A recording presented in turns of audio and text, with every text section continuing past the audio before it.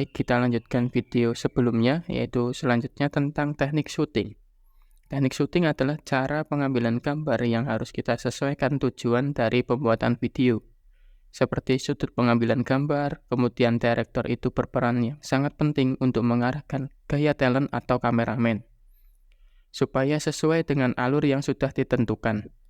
Itu tahapan produksi di mana tahap ini adalah proses pembuatan yang saat di lapangan. Ini sudah siap semua yang diambil sesuai dengan naskah atau persiapan yang sudah dibuat pada tahap praproduksi. Yang terakhir itu adalah pasca produksi atau post production. Pasca produksi ini adalah tahapan yang dilakukan setelah pengambilan gambar. Tahapan akhir di sini yang paling dominan adalah tahapan editing. Editing video yang sudah kita ambil baik dari kamera ataupun video screen record dan sebagainya.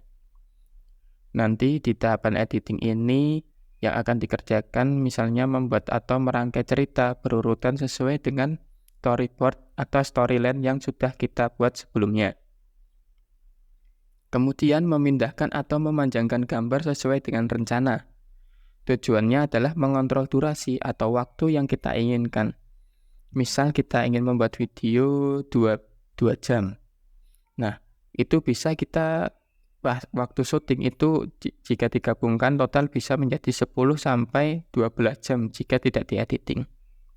Oleh karena itu, nanti diedit disesuaikan dengan naskah atau storyboard sehingga waktu bisa kita kontrol sesuai dengan keinginan. Kemudian yang berikutnya adalah memberikan penekanan pada scene tertentu. Misalnya jadi highlight pada gambar di mana yang akan diberikan penekanan supaya orang nanti paham apa dari tujuan video tersebut. Di tahap editing yang tidak kalah penting adalah pemberian efek khusus.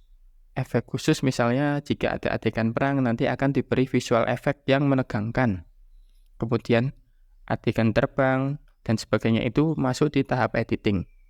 Kemudian ada juga pengoreksian warna, itu disesuaikan warna pada video agar lebih realistis.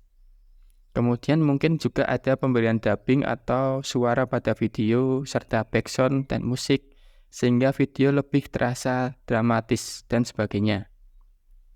Kemudian setelah semua diedit di video itu siap untuk diproduksi dengan masuk di proses rendering. Proses rendering dari video mentah menjadi video yang sudah siap untuk dipublikasikan. Setelah rendering, nanti biasanya agak lama, jadi disesuaikan dengan kapasitas dan kemampuan dari perangkat yang digunakan.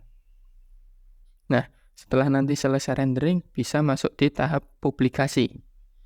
Dari tahap publikasi ini, disesuaikan media-media sesuai dengan tujuan kita membuat video.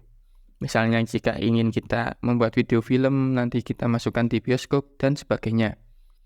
Kalau hanya video pembelajaran yang simple nanti bisa dimasukkan di YouTube, Facebook, atau sebagainya yang sehingga itu disesuaikan dengan publik yang akan mengkonsumsinya. Nah, di proses rendering ini juga kita nanti menentukan format video apa yang akan kita gunakan. Contohnya MP4, MKV, MOV, dan sebagainya. Disesuaikan dengan kebutuhan kita.